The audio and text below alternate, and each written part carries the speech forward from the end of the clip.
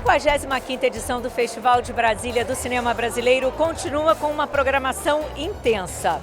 Cine Brasília, com lotação esgotada todas as noites, recebe os filmes da mostra competitiva de curtas e longas. Mas as atividades começam às 10 horas da manhã, com as coletivas de imprensa, seguidas dos debates, masterclasses e as trocas do ambiente de mercado. Além, claro, das mostras paralelas, resistências e festivais dos festivais.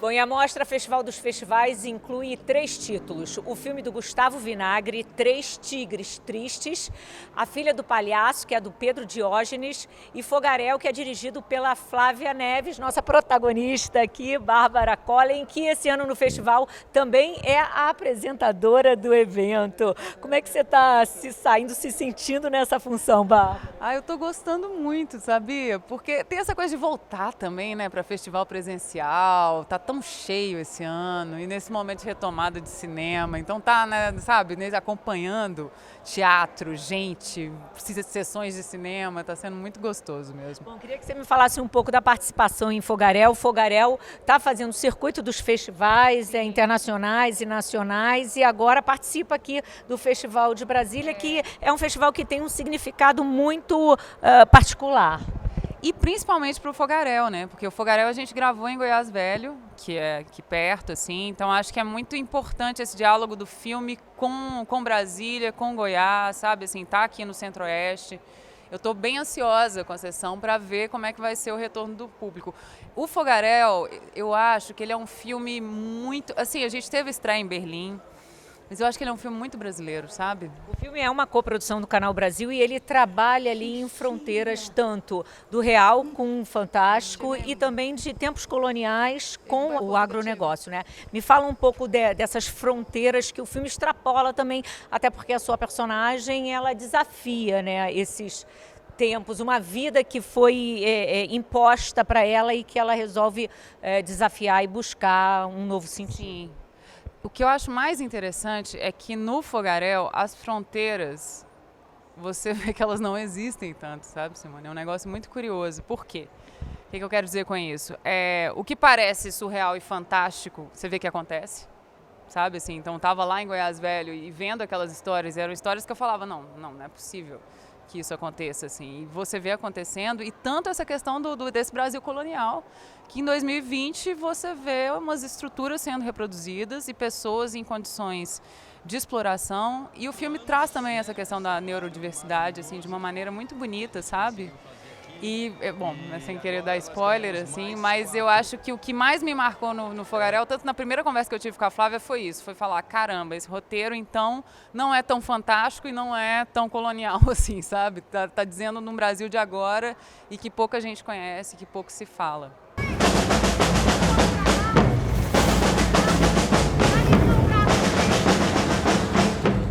O Canal Brasil participa do Fest Brasília com 2 coproduções. Fogaréu, da Flávia Neves, e ainda O Pastor e o Guerrilheiro, de José Eduardo Belmonte, que integra a Mostra Brasília, que foi criada em 1999 e se consolidou como espaço da produção brasiliense, com sessões concorridíssimas. Nos chamavam de terroristas. Esse ano, 2 filmes do Distrito Federal estão na mostra competitiva de longas.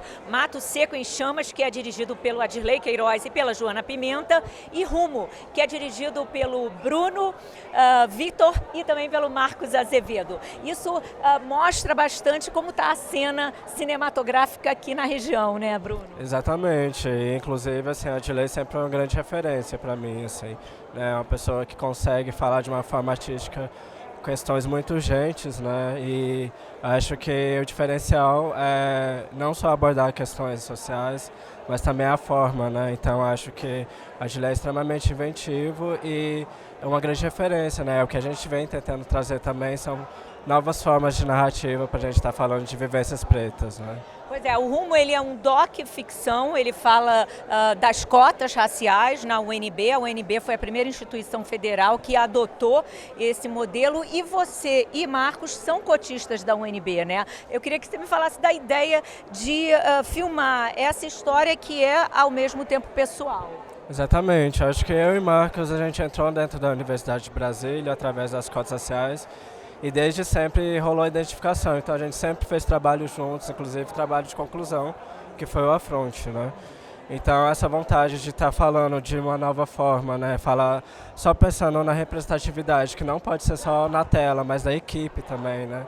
Então o Rumo vem muito nesse lugar da gente trazer uma equipe majoritariamente negra também, que eu acho que é muito importante destacar que as produções elas têm que pensar para além do que está na tela, né? Pensar em quem está fazendo. Então, o espaço da UNB e entrar por cotas sociais na Universidade de Brasília foi muito importante para entender a questão da negritude, né? E o Rumo ele vem pensando nisso também, como que essas pessoas entram e como elas se mantêm também dentro da universidade. Como é estrear o filme aqui nesse cinema que é histórico, Cine Brasília, que eu imagino que você já tenha frequentado muito como espectador. Sim, eu frequentei muito como espectador nesses anos todos que eu estou aqui em Brasília. A gente estreou o Afronte, nosso primeiro filme aqui. E é incrível estrear mais uma vez aqui agora na Mostra Nacional, é muito emocionante, porque a gente sabe o quanto o Festival de Brasília consegue levar os debates e as histórias dos filmes que passam aqui para vários outros lugares, né? Então isso é muito importante, a gente fez o Rumo pensando o quanto ele pode trazer esse debate da importância das cotas e de outras políticas com recorte racial para o Brasil, ainda mais o Brasil nesse momento. E não só, né? Uma representatividade social no cinema dos pretos, mas dos periféricos, dos LGBTQIA+. Exato, é isso, né? Na verdade, a gente agrega todos esses recortes. Eu venho lá de São Gonçalo, da região metropolitana do Rio de Janeiro, então, assim, uma área periférica, sou LGBT, né, e negro, então, assim, eu acho que são todas essas coisas. E como o nosso filme também foi trazendo esses recortes, né? A gente vai vendo nas nossas personagens, a gente foi colocando na nossa narrativa essas transformações também que foram acontecendo na vida das nossas atrizes. E é nesse sentido que documentário e ficção se misturam muito.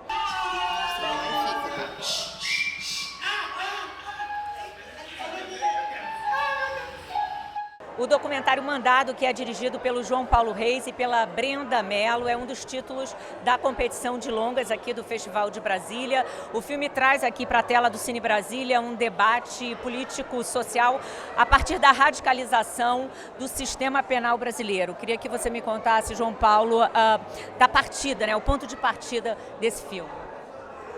O ponto de partida desse filme foi a justiça autorizar a polícia a entrar em todas as casas de duas favelas, o que não pode, né? É um spoiler do filme. Óbvio, não pode. E era isso, vontade de fazer alguma coisa a respeito disso, pensando em fazer uma reportagem. Não virava uma reportagem, aí o tempo foi passando, então não era exatamente uma notícia, passou a ser uma coisa mais reflexiva, decidimos fazer um filme. Como é que vocês fizeram a seleção das pessoas que dão seus depoimentos no filme? Eu fiz, foi um pouco dividido entre mim e Brenda. Eu fiz a parte mais jurídica, então arrumei gente estudiosa, juristas do assunto para falar, fui atrás do juiz que expediu o mandado, e a Brenda morou um tempo na Maré, conheceu gente, fez a parte mais da galera da favela, foi assim. O filme ele é dedicado a algumas pessoas que não conseguiram assistir ao longa-metragem pronto, inclusive pessoas que deram seus depoimentos para o filme, né? Queria que você me falasse, dentre essas pessoas, está incluída a Marielle Franco. Sim, nós perdemos 7 pessoas, foram 7 pessoas ao longo do filme. Primeiro foi a Liana, da equipe, Liana Lessa, depois nós perdemos a Marielle, perdemos o Cadu Barcelos, alvejado. Perdemos o Bira Carvalho, que foi uma pessoa que eu fiquei muito próxima, muito amiga. Perdemos a Dona Vitória. E a Marielle foi muito importante, né, para o debate do filme mesmo, para a construção, antes de tudo acontecer. Ela trouxe para mim outra perspectiva, outra visão. E perder essas pessoas, né, eu acho que traz a lembrança de que a gente não pode banalizar a necropolítica, né?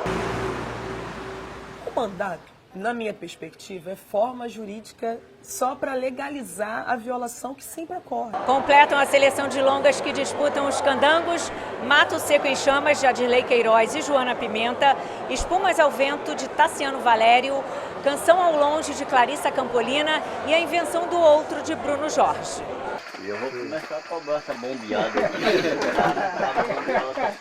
Dentro da programação paralela aconteceu o painel Recuperação do Setor Audiovisual e Políticas Públicas, que marcou o encerramento da primeira conferência do Cinema Nacional do Festival de Brasília do Cinema Brasileiro, com a presença do secretário de Cultura e Economia Criativa do DF, Bartolomeu Rodrigues, o presidente do Fórum Nacional de Secretarias Estaduais de Cultura e secretário de Cultura do Espírito Santo, Fabrício Noronha, e ainda o interlocutor para a cultura do Comitê de Transição, Juca Ferreira. O Juca Ferreira, ele está no Comitê de Transição, né? Enfim, foi nomeado interlocutor para a cultura do GT. Na verdade, como você disse ali, são dois momentos, duas dimensões. Primeiro, essa dimensão da transição, que é fazer um levantamento de que situação está o setor cultural aqui no Brasil, e depois, quando o presidente Lula assumir.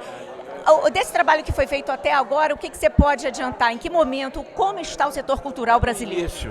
Está reivindicando documentos, dados, estruturamos a metodologia de trabalho, vamos organizar agora a conversa com esses setores que querem contribuir com a transição.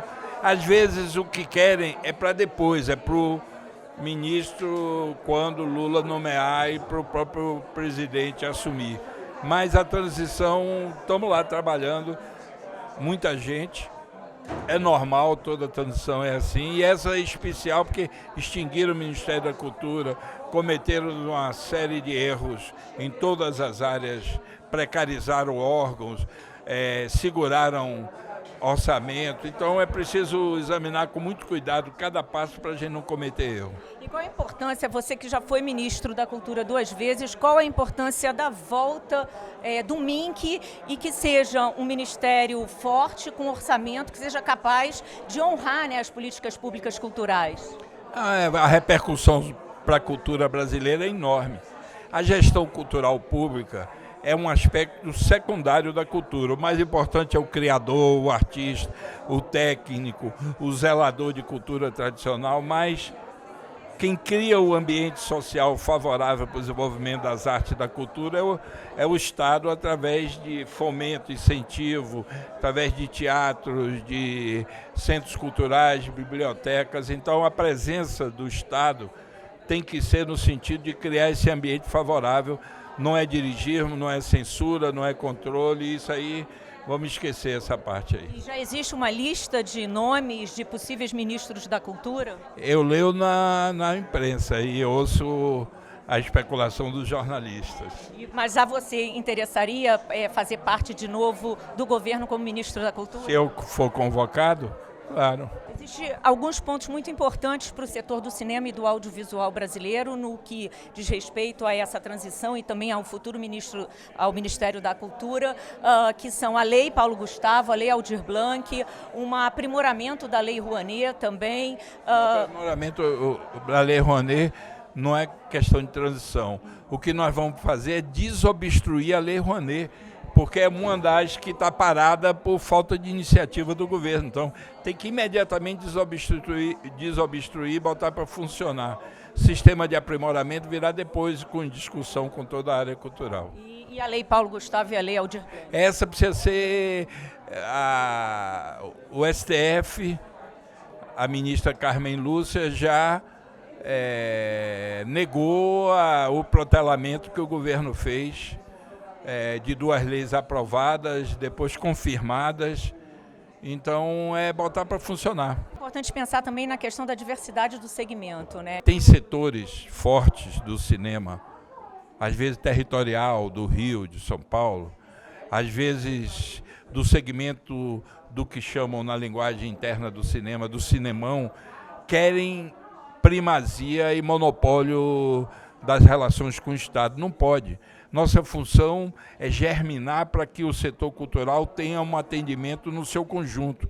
O cinema que disputa o grande mercado, o cinema que participa de circuitos alternativos, o cinema de opinião, o cinema indígena. Tem uma quantidade enorme de iniciativas e setores do audiovisual brasileiro que merecem, precisam e têm direito a ter relação com o Estado brasileiro e ter financiamento, etc. Tal. O que tem que fazer a política é harmonizar isso aí, a formação, é preciso formar técnicos, diretores, é preciso ampliar cada vez mais a infraestrutura e o investimento no cinema brasileiro, e isso tem que ser feito dentro de um conceito amplo do segmento.